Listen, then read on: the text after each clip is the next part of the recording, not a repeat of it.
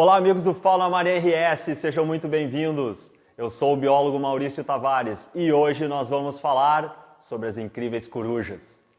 As corujas são aves de rapina com hábitos noturnos e com uma plumagem extremamente macia, devido à estrutura especializada das suas penas, que lhe confere um voo extremamente silencioso.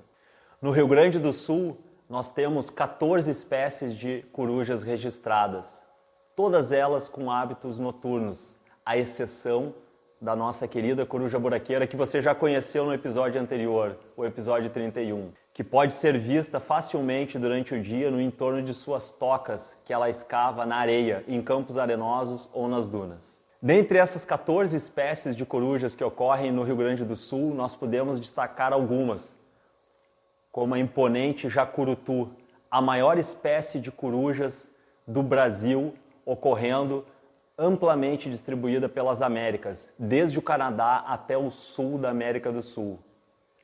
Essa imponente coruja, além do grande porte, também possui uma característica muito interessante, que são as falsas orelhas. Na verdade, essas falsas orelhas são tufos de penas que ela utiliza como adorno ou para interação social entre outros membros da mesma espécie. Além desta incrível coruja, nós também podemos destacar outras, como o pequeno caburé acanelado, com apenas 20 centímetros de comprimento, ou ainda a linda coruja da igreja, também conhecida como suindara, que está amplamente distribuída por todo o mundo, tendo uma distribuição cosmopolita, à exceção das regiões mais frias do nosso planeta.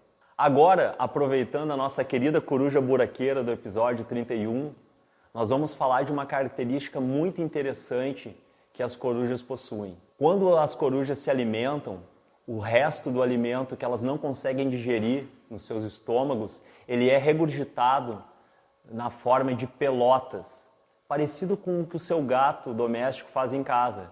Você já deve ter visto quando o seu gato regurgita uma bola de pelos, né?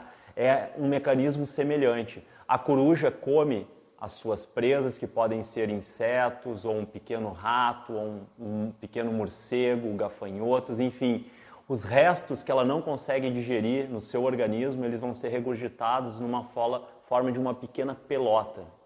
E essas pelotas podem ser encontradas no entorno das suas tocas, muito facilmente vistas na entrada da toca ou em algumas touceiras de grama, nos campos arenosos onde ela descansa.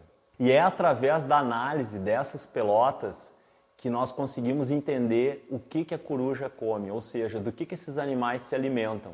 Fazendo a análise então desse regurgito, nós encontramos aquelas pequenas peças ósseas, restos de pequenos animais, de insetos, pelos, e a gente vai entender então do que ela se alimenta.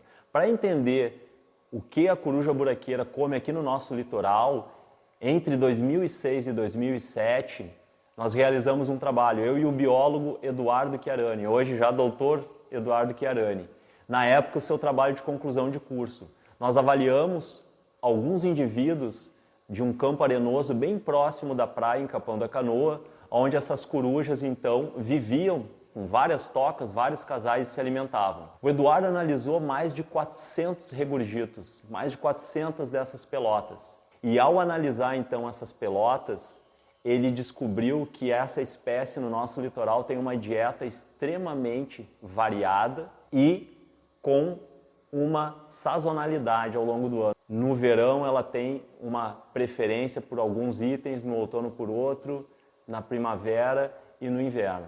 Ao final da análise, o Eduardo descobriu o seguinte: 80% da dieta daquelas corujas buraqueiras daquele campo arenoso em Capão da Canoa se alimentavam de insetos e apenas 20% dos itens analisados eram relativos a vertebrados. Sendo que dentre os invertebrados, os besouros eram o grupo mais comum. E ainda, no verão, elas se alimentavam mais de formigas. As formigas estavam mais presentes no verão.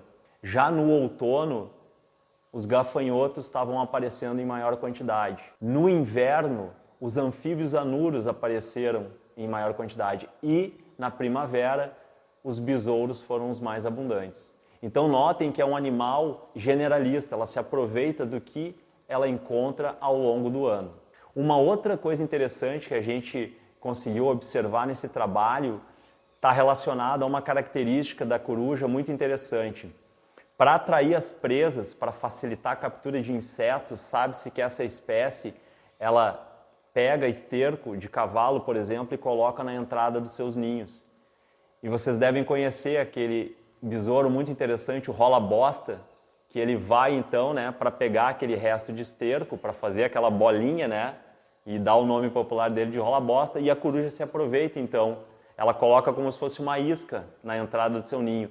A gente encontrou alguns ninhos com esterco, mas muito poucos. E o que a gente mais encontrava, na verdade, eram resíduos de embalagens plásticas metalizadas, pacotes de salgadinho, aquela parte da embalagem da caixinha do leite, forrando o ninho. E aí a gente pensou em duas hipóteses. Ou elas estavam apenas forrando o ninho, né, na época mais fria para fazer um isolamento térmico, ou elas podiam estar colocando então materiais brilhosos para atrair insetos também, à semelhança do que elas fazem com o esterco para o rola-bosta. Então esse brilho poderia estar atraindo. A gente sabe que elas utilizam os pontos luminosos à noite para caçar e isso aumenta, né, o sucesso delas de captura de insetos. Por isso ela é uma coruja muito urbana, aparece muito nos centros urbanos devido à luz das cidades.